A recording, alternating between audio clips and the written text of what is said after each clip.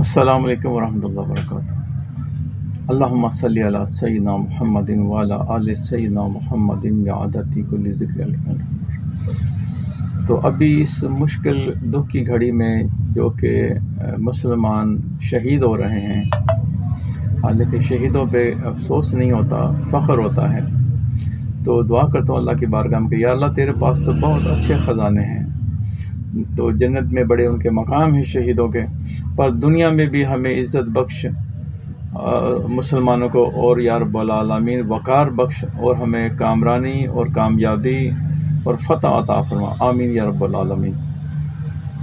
تو یہ دیکھ کے بڑی خوشی ہوئی ہے، وہاں پہ ان کا کسی کا 7 سال پہلے کی شہادت ہوئی تھی غازہ میں، تو ان کی جب میت سامنے آئی تو اس میں سے کستوری اور ان کے جو جسم ہیں ان میں سے خوشبو آ رہی تھی کستوری کی، تو لوگوں نے ان کا جو بلڈ تھا وہ چہرے پہ ملا اور بڑی خوشی کا اظہار کیا۔ اللہ تعالیٰ نے ان کے دل پہ سکون نازل فرمایا، اور بہت سے لوگوں نے دیکھا کہ وہاں پہ جو ہے وہ فرشتے اتر رہے ہیں ان کی مدد کے لیے۔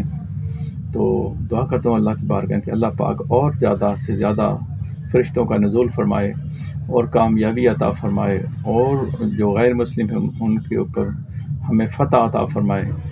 تو آپ بھی دعا کریں، میں بھی دعا کرتا ہوں اللہ پاک ان کے درجات کی بلندی عطا فرمائے۔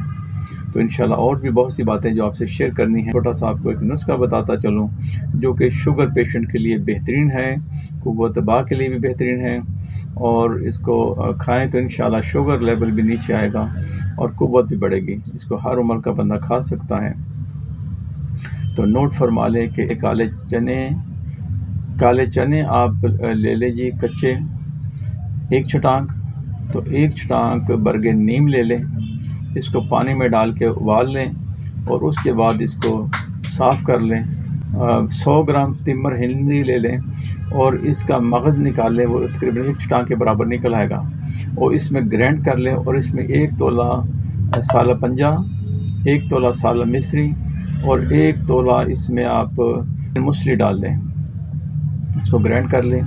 اس کی آپ چاہیں تو گولیاں بھی بنا سکتے ہیں، اس کو آپ چاہیں تو سفوف بھی کھا سکتے ہیں، اس کے چاہیں تو کیپسول بھی بھر سکتے ہیں۔ تو اس کو آپ صبح دوپہر شام چائے والا چھوٹا چمچ آدھا یہ لیں، اور اگر کیپسول بنائیں تو 500 ملی گرام کے 2 کیپسول، صبح 2 دوپہر 2 شام۔ تو پانی سے لیں، کھانا کھانے سے پہلے یا بعد میں، جب مرضی لے سکتے ہیں۔